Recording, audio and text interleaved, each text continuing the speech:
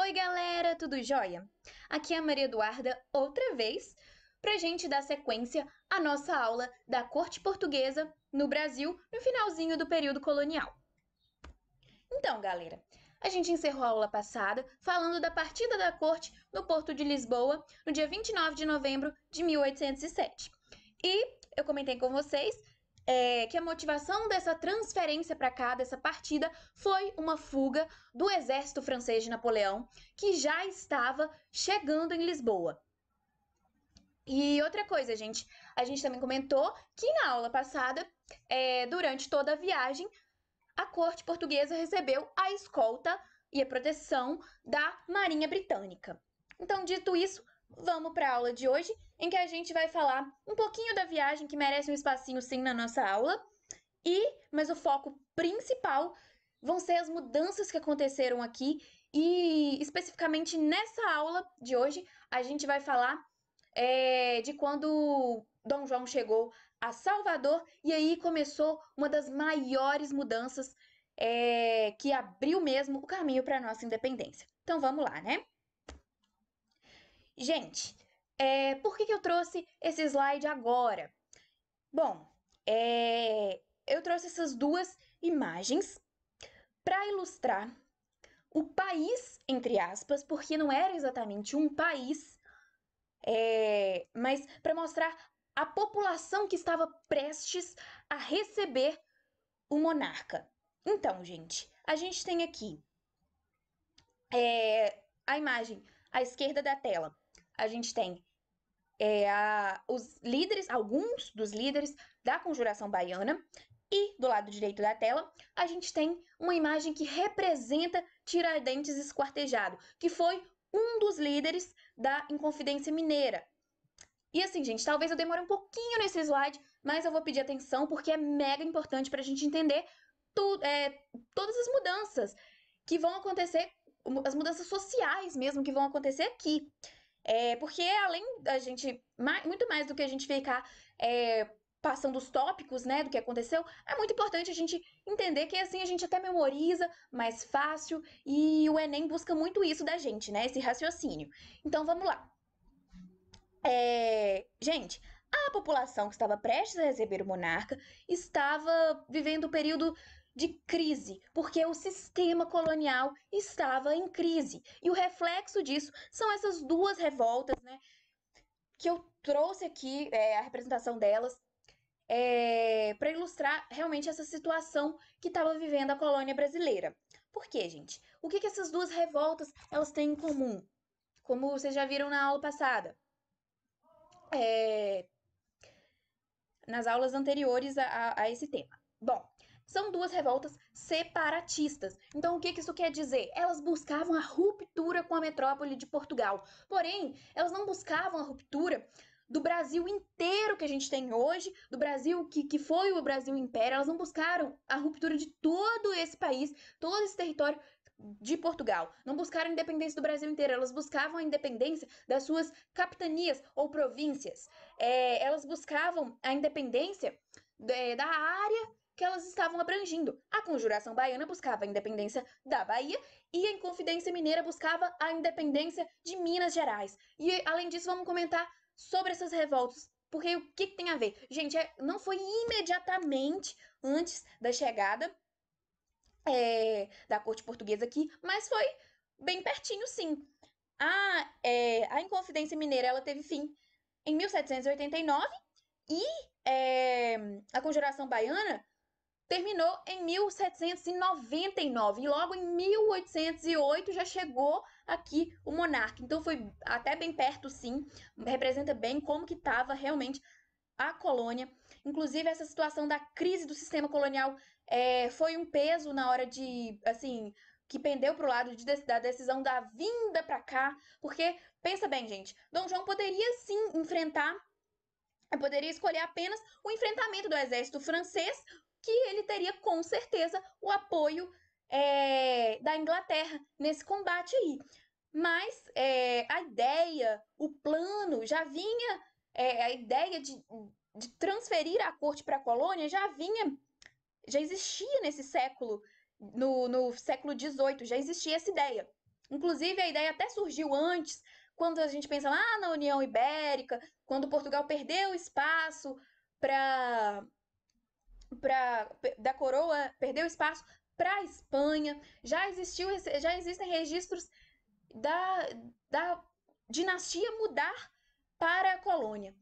Mas aí fez todo sentido depois que o sistema colonial começou a entrar em crise, fez sentido esse plano, e na hora que Portugal esteve encurralado, foi necessária essa execução. Mas a ideia desse plano já ter existido, realmente eu acho que agregou nesse processo para acelerar tudo isso e acabou dando certo, eu acredito que pela já existência dessa ideia, desse plano de vir para cá. Mas enfim, voltando aqui ao slide. A gente falando dessa população aqui.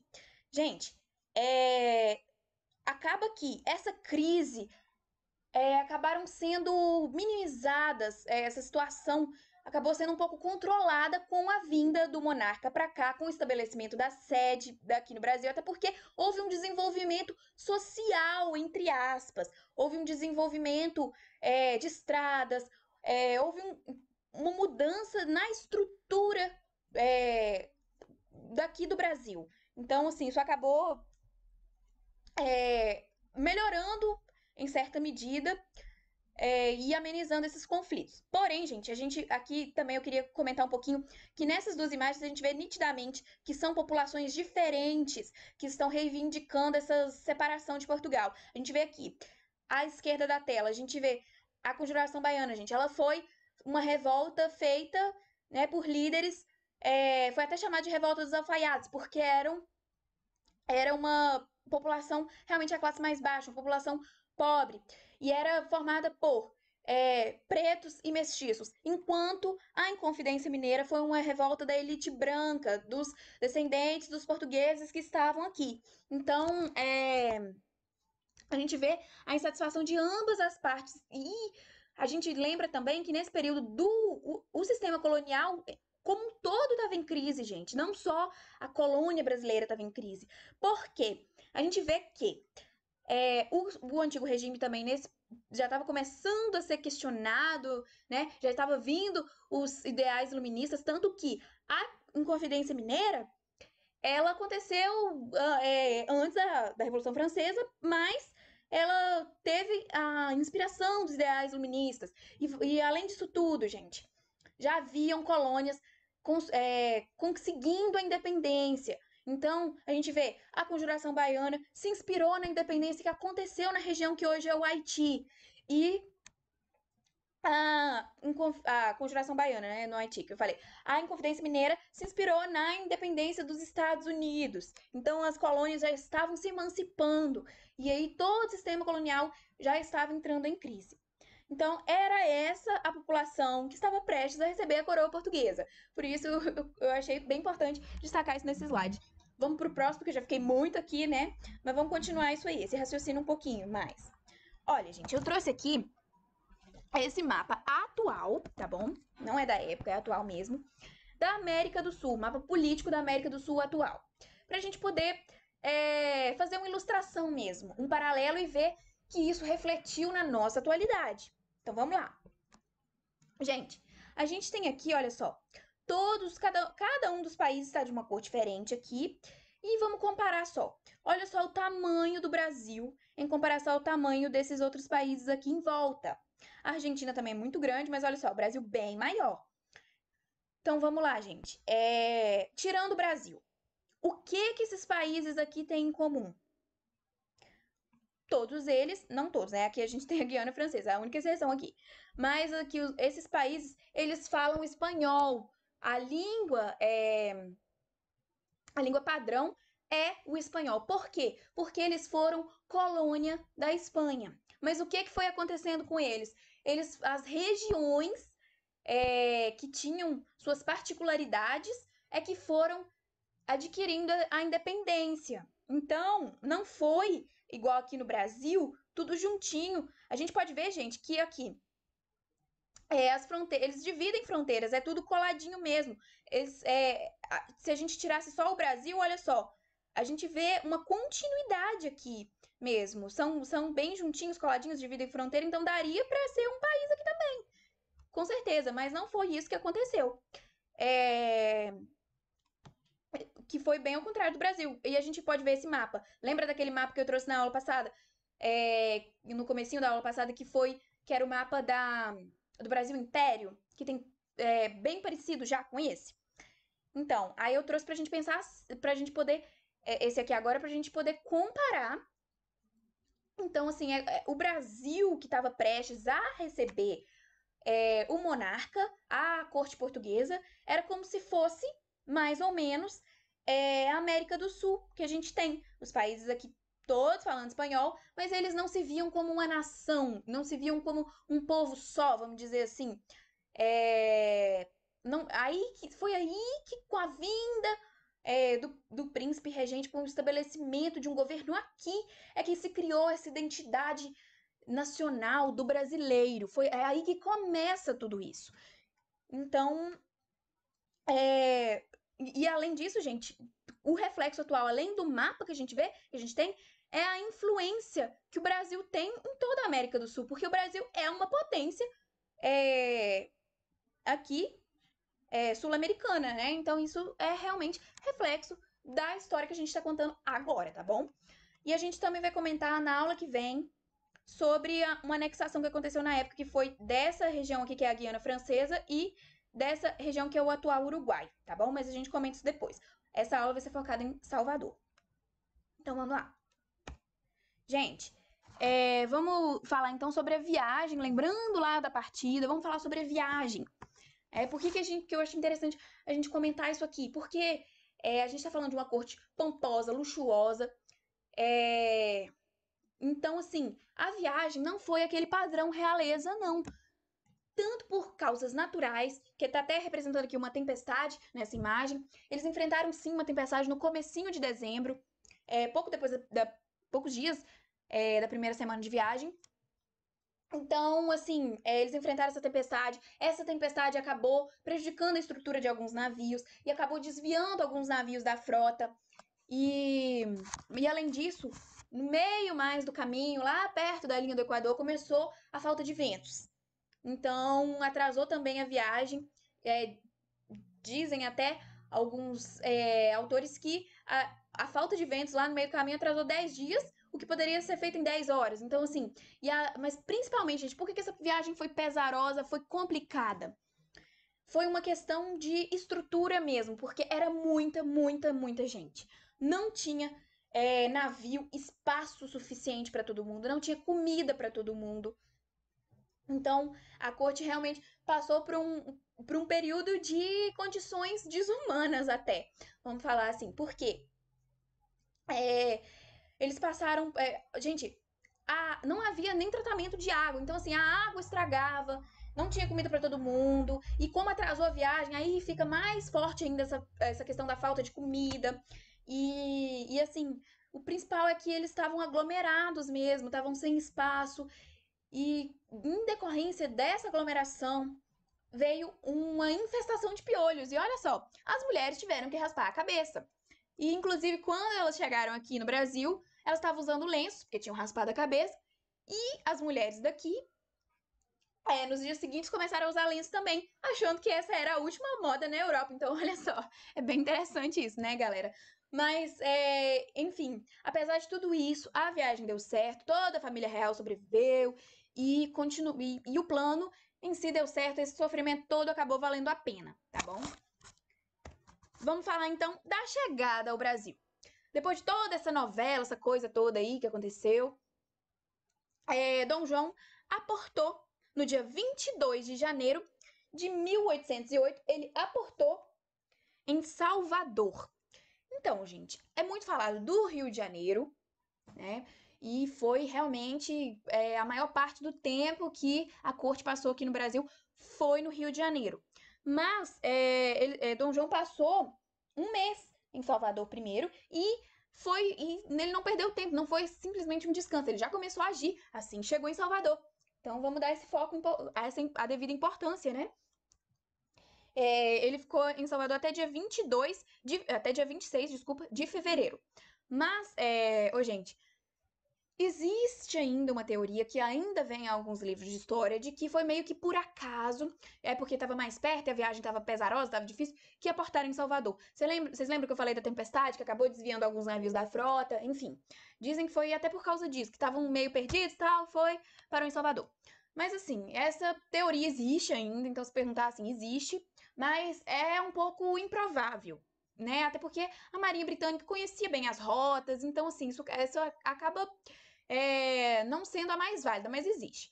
A segunda teoria é de que foi algo pensado. Dom João meio que mudou de ideia e avisou os outros navios para parar em Salvador, que foi uma estratégia. E faz todo sentido se a gente pensar nisso. Por quê? A gente já tinha comentado antes da Conjuração Baiana, que foi bem pertinho, acabou em 99 e foi em 1808 que chegaram lá em Salvador. Então dava bem pertinho. Salvador estava sofrendo ainda a transferência da capital, que tinha sido passada pelo Rio de Janeiro. E assim, Dom João chegando lá, iria de certa forma mostrar um paternalismo, entre aspas, porque eu acho que essa palavra não existe, tá, gente? Mas ia mostrar uma cordialidade, né? Essa coisa do monarca descer lá. Então, assim, isso foi realmente muito importante para a população baiana. Mas a gente vai comentar o principal, assim, que foi que o feito foi o primeiro feito foi o mais importante, um dos mais importantes. E o que a gente vai focar na aula de hoje foi no dia 28 de janeiro, foi a abertura dos portos das Nações Amigas. Gente, guarda esse termo. Lembra que eu pedi para guardar o termo bloqueio continental? Guarda esse termo também. Abertura dos portos. É mega importante, tá bom? E eu já volto para explicar esse termo. Mas vamos comentar outra coisa que aconteceu lá em Salvador também, que foi a criação da Faculdade de Medicina da Bahia, que foi criada em 18 de fevereiro. Bom, gente, a Faculdade de Medicina foi o primeiro núcleo de ensino superior do Brasil.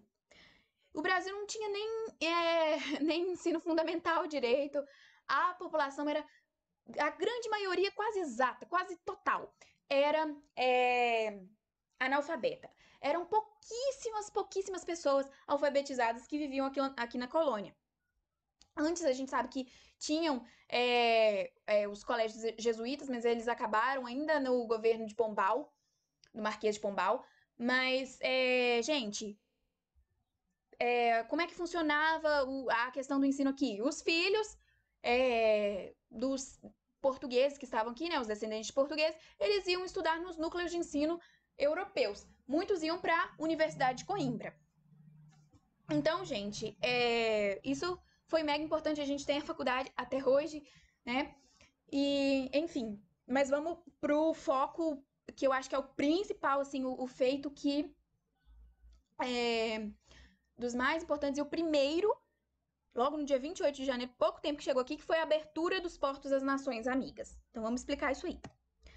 Gente, a nação amiga mesmo, que a gente está dizendo em questão, a principal foi a Inglaterra. E foi a que mais beneficiou desse tratado, desse decreto. Aqui eu trouxe a fotinha só para ficar bonitinho mesmo, né? Do decreto assinado pelo príncipe, que abriu os portos.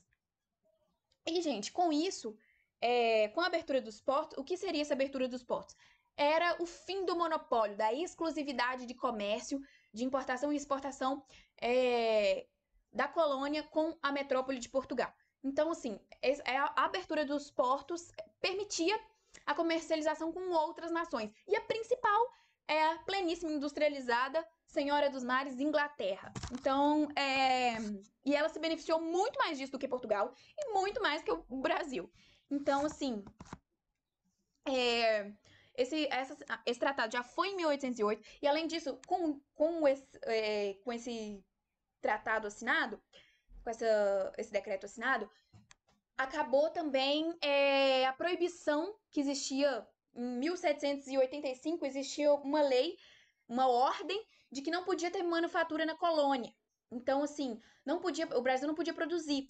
Por quê? Para que não houvesse desenvolvimento da colônia, porque aqui era realmente só para sugar e levar para Portugal, gente. Então, assim, não era interessante que a colônia tivesse algum desenvolvimento para ela não querer e adquirir a independência de Portugal.